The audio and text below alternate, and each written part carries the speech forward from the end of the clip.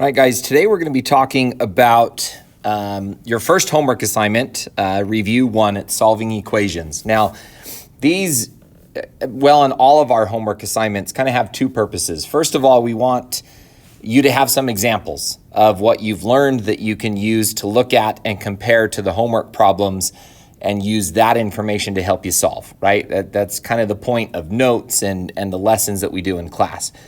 But it also is a good way for you to kind of see what we expect it to look like when you solve a problem. For example, today's homework, there's some of these that there are people in the class that can maybe do it in their head, which is a great skill to have, but not something that we want to see on the homework. We like to see your thought process. We like to see the steps that you go through to make sure that first of all, that you know how to get there on your own, and you kind of know what that expectation is, even when you can shortcut it a little bit. When it comes to quizzes and tests, that goes out the window. Whatever you can do to get answers and things on the quiz and the test in a faster way, you are welcome to use. But on the homeworks, we like to see things, see your thought process and make sure you understand what's going on. It helps us evaluate your learning and what you're doing. So we're starting with solving equations. This first chapter is all review stuff. It's things that you've been doing for a couple of years now. So none of this should be new, but it's stuff that comes up almost every day in class. It's skills that you're going to need to know and remember how to use. So we like to use this as kind of a teach you how to learn in our classroom sort of unit. So solving equations. Anytime you see solve, in algebra, that usually means that you are trying to figure out what x is. And the way that you learned how to do that is by getting x alone, getting x by itself. And you've learned different methods, you've learned different vocabulary. I'm going to kind of walk you through these notes with my vocabulary so that as we go through the year, you kind of know what I'm talking about when I use the language that I use. So the goal here, we have an example over here on the right. It says to solve 3x plus 7 equals 34. So what it wants me to do is figure out what is the x value that when I put it right here makes this equation on the left, or this math going on the left side of the equal sign, what's going to make that equal to 34, right? That's the goal of solving. What x makes it true? So the way that we do that is we get x by itself. You'll hear me say that a lot. Get x alone. And in order to get it alone, we try to move everything away from the x to the other side. So there's an example that's already done right here. Right now, 3 is connected to the x, and there's a plus 7. If you remember back from middle school, you work outside in. That 3 is connected to the x. I can't touch that because there's a plus 7. So the first thing I do is the opposite. I minus 7 from plus 7, which makes that go away and leaves me with 3x on the left-hand side. Now, if I subtract 7 on the left, I have to keep my equation balanced. I can't just minus 7 because I feel like it. So I also have to minus 7 on the right-hand side. So 34 minus 7 becomes 27. So on the left, I'm now 3x. On the right, I'm now 27. I still have that equal sign in the middle. Now I want to get rid of that 3 that's connected to the x.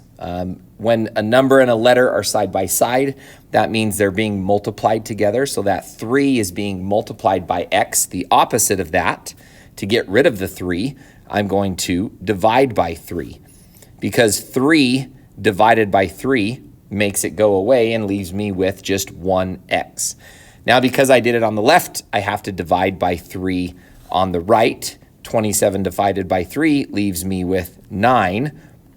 And as we said before, on the left-hand side, 3x divided by 3 leaves you with x. So now we know the x that makes this equation true, the solution is x equals 9. All right, now I went through that kind of slow. The example's there, so you can go through it at your own pace when you need to. But I've got 4 examples right here that I want to show you kind of things that you'll see on the homework, first of all, and also the kind of things that we're going to expect you to know how to do even if you don't necessarily see them on the homework. So first question says 3x plus 62 equals 71. I don't have instructions up here. I should have had, I don't know why they're not there anymore. I should have something up here telling you to solve. So that means I need to get x alone. I want x by itself. So I'm going to move everything to the other side of this equal sign. Back in a lot of the middle school teachers, and intermediate school teachers, if you've come through Dixie, call this the railroad track method. I like that because a lot of times students ask me, what should I do on this problem? And if I say solve, they're not sure. If I say railroad tracks, they know, oh, I draw these lines down the middle and I do everything on the left and the right to match so that I get x alone, right? I don't care if you draw a line down the middle. If you draw 2 lines down the middle, I just care that you know whatever you do on the left, you do on the right. So the first thing I want to do is get x by itself. It's multiplied by 3, and I'm also having a plus 62. I get rid of the 62 first by minusing it on the left.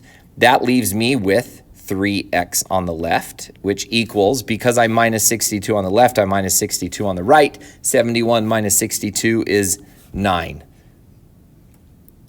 Now I can get rid of the 3 being multiplied by x like we did in the example above by dividing by 3. That will make this 3 go away and leaves me with an x all by itself. On the right-hand side, I also divide by 3, and 9 divided by 3 is 3. So my solution is x equals 3. If you're ever not sure, you can always take that number and plug it back in up at the top and see if it is true. You can do 3 times 3 plus 62.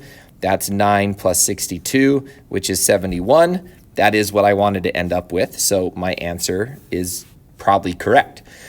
All right, example on the right, 14 minus 3x equals 35.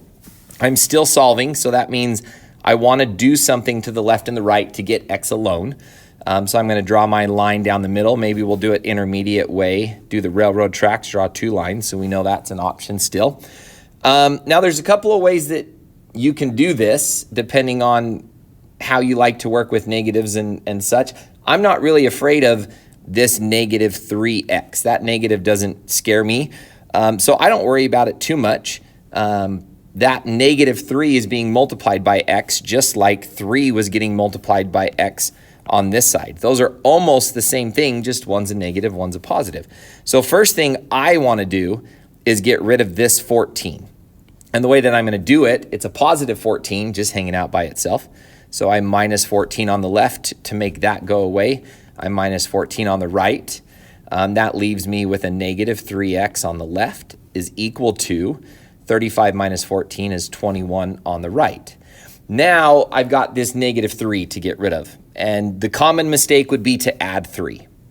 The problem is that 3 is not being subtracted from x. It's being multiplied by x with a negative in front. So what we need to do is actually divide by negative 3.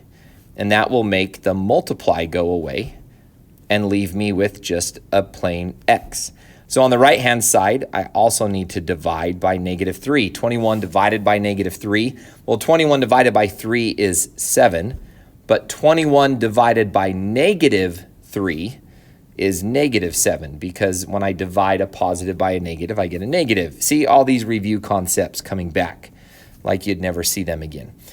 So x is equal to negative 7. That's my solution when I solve. All right. Decimals scare you guys sometimes. It doesn't change our steps. It wants me to solve this. So I want to get x alone.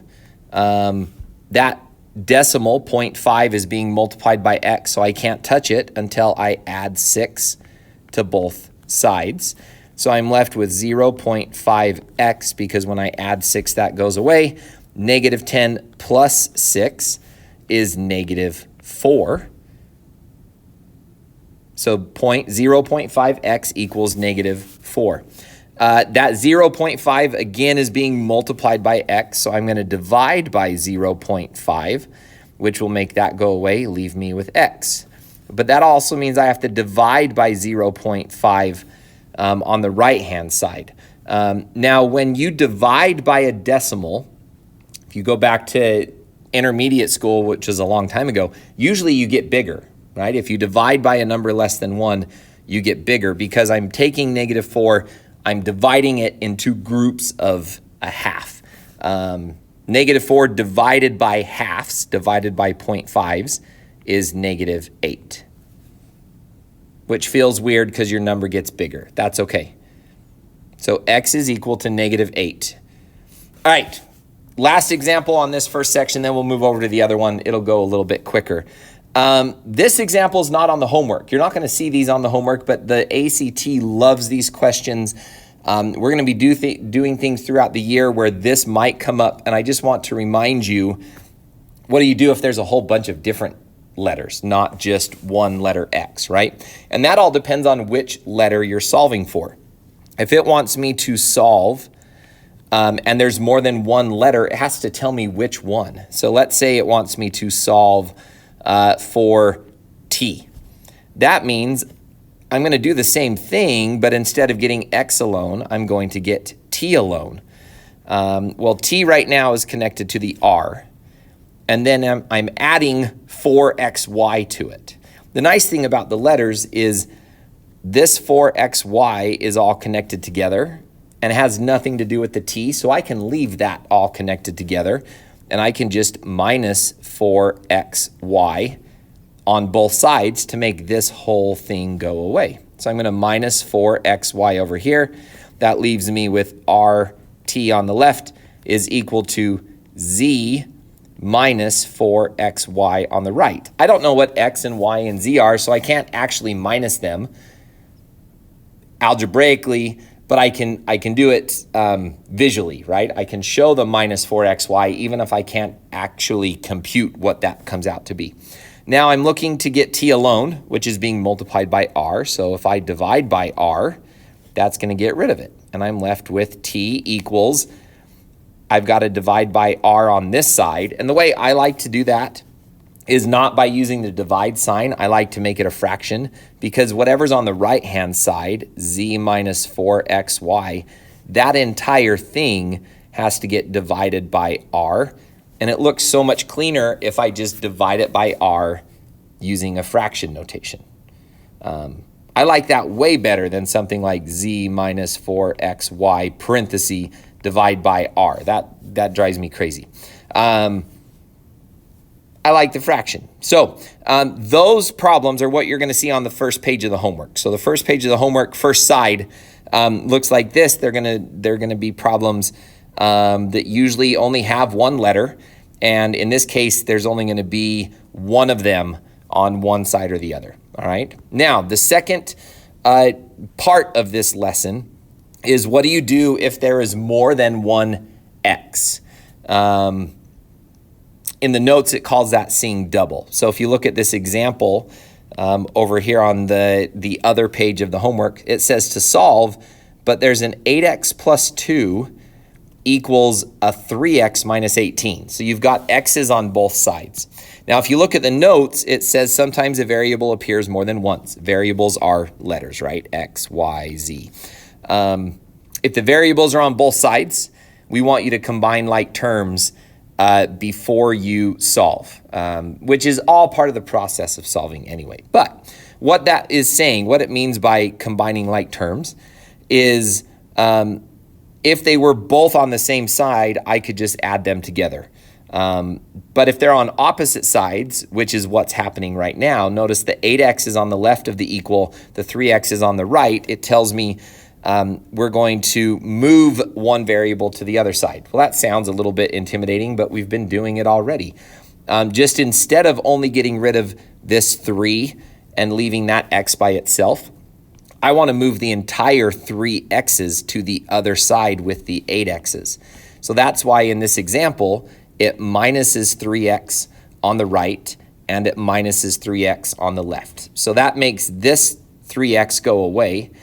And now my 8x's, if I'm going to minus 3x's, that 3x's doesn't minus from the 2 because x's have to minus from x's. So 8x minus 3x gives you 5x. And then all I'm left with on the other side is that negative 18, that minus 18.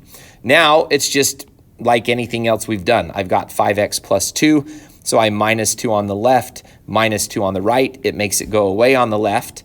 Negative 18 minus 2 gives me negative 20 on the right. So 5x equals negative 20. I divide by 5, makes the 5 go away. I divide the right side by 5, negative 20 divided by 5, negative 4. All right, so let's do a couple. 6x minus 4 equals 2x plus 32. So my variables are on opposite sides. I can't just combine the x's. I have to move one of them to the other side. So I'm going to take that 2x and I'm going to minus it from this side. And I have to also minus it from the other side. Same rules. We can't minus from one side and plus to the other, even though it sounds like we should because we're combining, right? So 2x minus 2x goes away. I'm left with a 32 over here. 6x's minus 2x's on the left, that's 4. 6 minus 2 is 4, so 4x's minus 4 equals 32. Now this looks like the other side of the homework page. I've got one variable, I've just got to get it alone. So I add 4 on the left, I add 4 on the right, this goes away, leaves me 4x equals 32 plus 4 is 36. Now to get rid of the 4, I divide by 4, I divide by 4, x equals 36 divided by 4 is what, 9? So that's my solution for that equation. All right. Sometimes they'll look a little bit more scary. It'll look like there's a lot more going on. I love this one because there's so many different ways to solve it. I've got y's on the left and y's on the right. So theoretically, what I'm trying to do is move the y's to be on the same side. So I either need to move that y over to the left or I need to move these y's over to the right. But there's parentheses on the right and there's negative y's on the left. So probably the smoothest way to do this and avoid making mistakes is get rid of those parentheses, okay? It's not necessarily the fastest way, but it is the way that helps us avoid common mistakes. So to get rid of parentheses, remember this 3 gets multiplied by y, and that becomes 3y. And this 3 also gets multiplied by negative 6, which is negative 18. I'm distributing that 3 to everything in the parentheses. So 3 times y, 3 times negative 6. The left-hand side stays the same, 22 minus 5y. All right. Now I got to make a choice. Move the y's to one side. So let's go ahead and add 5y on this side to make the 5y's go away over here. But then I'm going to add 5y over here because I have to. And 3y plus 5y is 8y. And I still have a minus 18. And on the other side, all I'm left with is 22. Now we're going to keep going. I put the y on the right on purpose. We haven't seen that yet, but that doesn't change anything. It's allowed to be on the right. I'm going to go ahead and get rid of the minus 18 by adding it to both sides. 22 plus 18 is 40 equals. I didn't change the 8y. It's still there, but the minus 18 plus 18 canceled each other out, so there's nothing left.